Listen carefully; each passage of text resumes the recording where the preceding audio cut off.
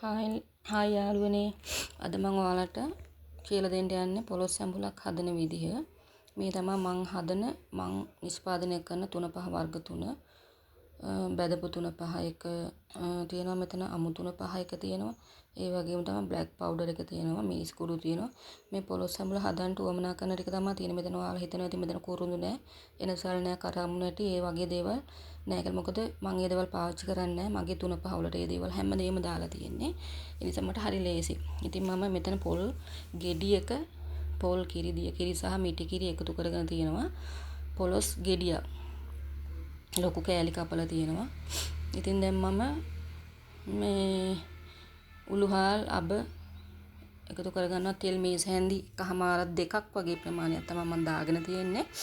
ඉතින් මම සුදු ලූණු එකතු කරගන්නවා.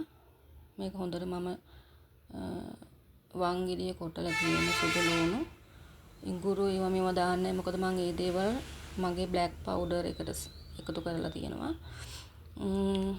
ඉතින් ගොඩක් අය මේක මේ පොලොස් හදන්නේ මේ ලේසියට මේ ප්‍රෙෂර් කුකර් එකේ තම්බලානේ. එතකොට ඇත්තටම රස එන්නේ නැහැ. මම මේක දරලිපේ තමයි හදන්න යන්නේ. මිරිස් කුඩු එකතු කරගන්නවා. මම ගොඩක් සැරට කන කෙනෙක්, මගේ ගෙදර අය. ඒ නිසා ඕගොල්ලන්ට සැර අනුව සැර කන්න නැත්තම් ඊට වඩා අඩු කරගන්න පුළුවන් ඕගොල්ලන්ට මේ දාන ප්‍රමාණය. දැන් මම දාගන්නේ බෙදපු 3-5 එක. මේකට හැමදේම අඩංගු කරලා තියෙන්නේ. මාරම සුවඳයි. ඒ වගේම තමයි කල් තියාගන්න රසකාරක කිසිම දෙයක් පාවිච්චි කරලා නැහැ. මම මේ අමු 3-5 මේකෙන් තේ හැඳි දෙකක් දානවා.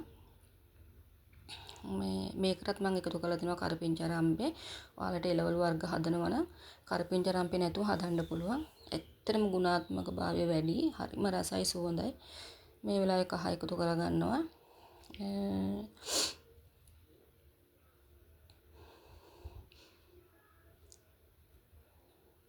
ගම්මිරිස් කුඩු රස අනුව ඔයාලට වැඩි කරගන්න නම් එහෙමයි, අඩු කරගන්නවා නම් එහෙමයි.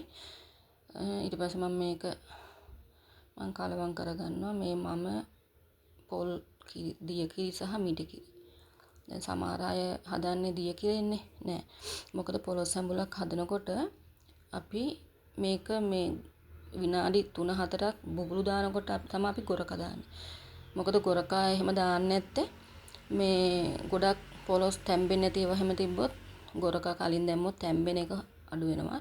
ඒ නිසා මම මේ ගොරකත් දාන්නේ විනාඩි 3-4ක් ගියාට පස්සේ. ඊට පස්සේ මම මේක වහලා තම්බ ගන්නවා. ආය අරින්න යන්නේ මේ මොකද පොලොස් සැඹුලක් ලිපේ තිබ්බහම ඒක ඒ රස්නෙන්, ඒ වාෂ්පෙන් ඒක හොඳට ඇතුළ තැම්බෙන්න ඕනේ. අපි නිතරම අරින්න ගියොත් මේ ඒකේ තියෙන රසය ඒ හැමදේම නැති වෙනවා. මම මේකට ලුණු ඒ හැමදේම එකතු කරලා ඔන්න මම දැන් දරලිපිය තියාගත්තා. මගේ දරලිපේ තියෙන එළියේ. ඉතින් මම දරලිපක් හදලා තියෙන්නේ. මොකද මම ගොඩක් ආසයි දරලිපේ මේ කෑම හදන්න. මොකද ඇත්තටම කියනවා නම් රසයෙන් වැඩි, ගුණාත්මක භාවය ඒ විදිහටම තියෙනවා දරලිපේ සහ මැටි හට්ටිය වල වෙනකොට. ඕන් දැන් මම මේ ගොරක දාගන්න යන්නේ. මොකද පොල් කිරි, දිය කිරි සහ මිටි කිරි දැම්මට පස්සේ උතුරලා යන්න බලනවනේ. ඒ නිසා අපි ළඟ ඉන්න ඕනේ විනාඩි 3-4ක්. මොකද බුබුලු දානකම් මෙන්න මේ වෙලාව වෙනකම්. ඊට පස්සේ ඇරලා අපි ගොරක දාලා වහනවා. වැහුවට පස්සේ ආය අපි ඒක අරින්නේ නැහැ. මේ දැන් මම මේ හැන්දෑවේ 6ට විතර වගේ තමයි ලිපේ තිබ්බේ. උදේ 6 වෙනකම් මම එහෙම්ම අරින්නේ නැහැ. ලිපේ රස්නෙට තමයි මේක ඉදෙන්නේ. ඔන්න දැන් මම උදේ ආයෙ ගින්දර චුට්ටක් දැම්ම. මොකද මට කළු කුඩු එක දාගන්න ඕනේනේ. ඕන් දැන් මගේ පොලොස් එක තැම්බිලා තියෙන්නේ හොඳට. බලන්නකෝ.